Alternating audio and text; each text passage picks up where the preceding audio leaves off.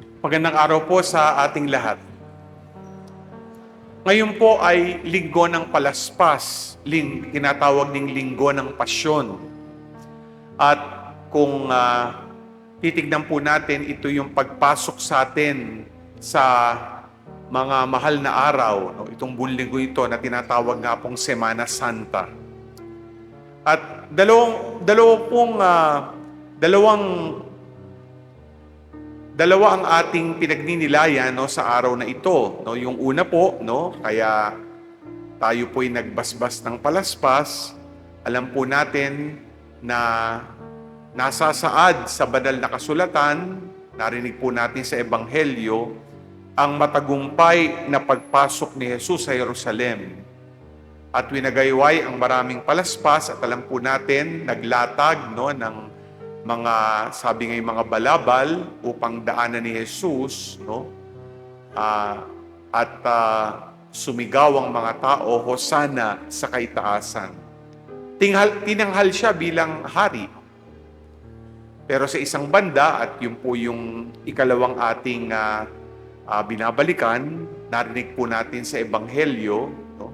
Sa isang dramatikong paglalahad, no? Ang tinatawag na sa Ebanghelyo ayon kay Mateo, no, ang pag-akap mismo ni Jesus sa kanyang misteryo paskwal, ang kanyang pagkamatay, ang kanyang pagpapakasakit, pagkamatay, at ang kanyang muling pagkabuhay. Magandang tignan sa pagpasok natin sa mga mahal na araw na ito, ano po ang dapat nating maging disposisyon? Nais kong maglahad po ng tatlo. Yung una po ay pagninilay.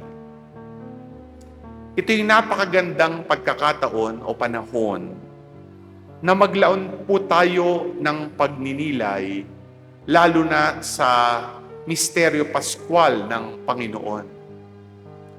Kung akin pong lalagubin kung anong dapat pagnilayan, simula pa po nung sinimula natin ang Quaresma nung Miyerkules ng Abo, at tatapusin po natin, no, sa darating pong gabi sa Sabado de Gloria, sa pagdiriwang po natin ng Bihilya ng Pasko ng Pagkabuhay.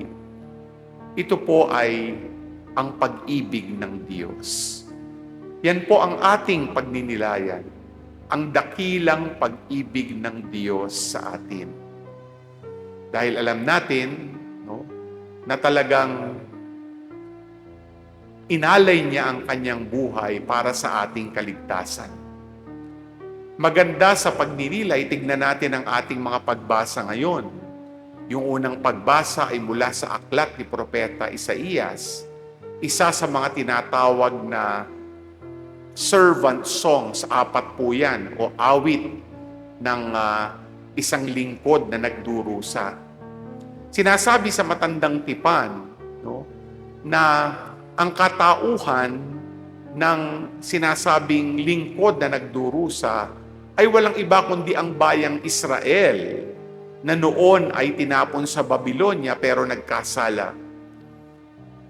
May mga pagninilay na sinasabing bakit ang Israel, sila naman ay nagkasala. Sila ay, kumbaga, lumabag sa utos ng Diyos. No? Bakit ganon? Pero sinasabi din ng ilang mga scholar na maaring hindi ito ang bayang Israel, kundi kinatawan, no, ng bayang Israel na alam natin hinirang ng Diyos. No?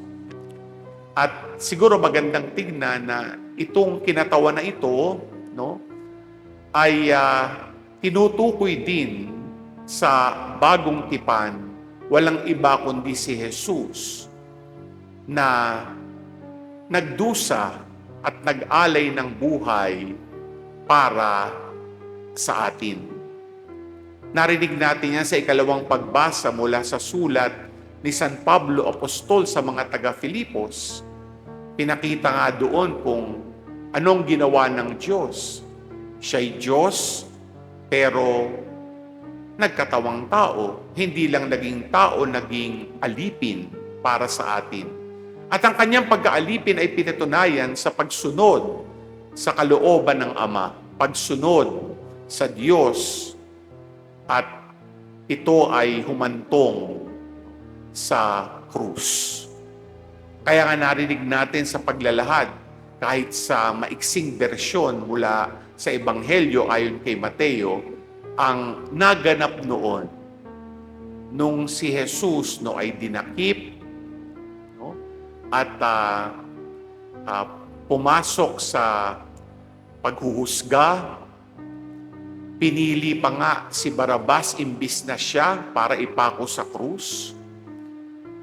At alam natin na sa kanyang paglalakbay papuntang Golgotha ay doon parang kriminal siya ay namatay sa krus. At ito ay kanyang ginawa para sa ating kaligtasan. Kaya magandang pagninilay ito na ba't ginawa lahat ito ng Diyos? Dahil sa kanyang pagmamahal sa atin. Ito ang magpapalambot sa ating puso para pagsisihan ng ating mga kasalanan at magbagong buhay kay Kristo. Yung ikalawa pong disposisyon ay panalangin. Bukod sa pagninilay, dapat po tayong pumasok sa Semana Santa nang may disposisyon ng panalangin. Ngayon nga po, tayo nananalangin dahil nagdiriwang po tayo ng Eucharistia, ang pinakamataas na uri ng panalangin. Pero sa loob ng linggong ito, marami po tayong pwedeng gawin. Mga tinatawag na uri ng panalangin. Nandiyan ang Via Crucis, ang istasyon ng krus. Yung iba'y ginagawa na ito, no? Itong Quaresma, lalo na tuwing Biyernes. Pero ngayong ito, pwede po nating gawin yan. At hindi lang pag-iistasyon ng krus, yung ibang mga ritual katulad ng bisita iglesia kapag Huwebes Santo, pagkatapos ng misa ng huling hapunan. Yung ibang hindi pa po nangungumpisal, yan ang isang magandang pagkakataon para mangumpisal. Itong sakramentong ito ay nasa diwa din po ng pananalangin at para maramdaman natin ang awa ng Diyos sa diwa ng pag-ibig niya na anuman ang ating nagawang kasalanan, tayo'y pinapatawad niya. Kaya nga po, no, sana kahit may mga plano tayo, maaaring magbakasyon, pumunta sa probinsya, sana gugulin natin ang mga panahong ito, ang mga araw sa panalangin. Dahil ito ang pakikipagdiig natin sa Diyos at pagpapatibay ng ating relasyon sa Diyos ng pag-ibig na pinatunayan ang kanyang pagmamahal sa atin sa pag-aalay ng buhay sa krus. Yung ikatlo pong disposisyon ay pagdiriwang. Mapapansin po ninyo, pagtungtong po ng Huwebes Santo, merong tinatawag na magkakaduktong po na sabi ngang iisang pagdiriwang. No? Magsisimula nga po yan sa yung tinatawag ng misa ng huling hapunan at maoobserbahan nyo po, hindi po magtatapos sa bendisyon yan, tutulay sa Biyernes Santo para pagnilayan natin hindi lang ang salita ng Diyos kundi yung ating venerasyon o pagpupugay sa krus kung saan hahalik tayo sa krus o tayo luluhod, no? At papatunayan natin ang paggalang kay Jesus na nakapako sa krus. Magtatapos ang pagdiriwang na ito sa isang magdamagang selebrasyon at yan ay sa gabi ng Sabado de Gloria. Sabi nga, no, ang bihilya ng lahat ng mga bihilya, yung tinatawag na Easter Vigil na meron pong apat na parte, no? Yan po yung pagsisindi at pagbabasbas ng tinatawag na Sirio Pascual o Paschal Candle. Kaya tawag po dyan serbisyo ng liwanag o service of the light. Yung ikalawa ay yung pagdiriwang ng salita ng Diyos, di ba? Yung liturhiyang yan na merong pong maraming pagbasa para pagnilayan ang kasaysayan ng ating kaligtasan. At doon nga, pag dumating na sa bagong tipan, ay muli nating masasambit at aawitin ng Alleluia. At yung ikatlo, ang liturhiya, no, ng pagbibinyag, kung merong bibinyagan, at syempre, yan po yung pagsasariwa ng mga pangako sa binyag.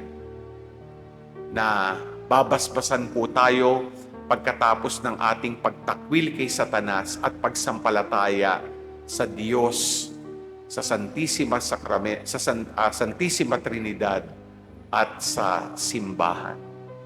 At yung huli nga po ay walang iba kundi ang liturhiya ng Eucharistia, kung saan matatanggap natin si Jesus, ang tinapay at alak, no, na nagiging katawan at dugo ni Jesus.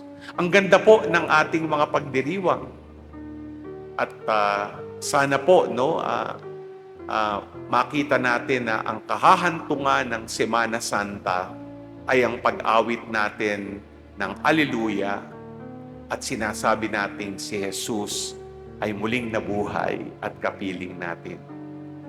Tatlong uri ng ating magagawa ngayong Semana Santa: pagninilay, panalangin, at pagdiriwang.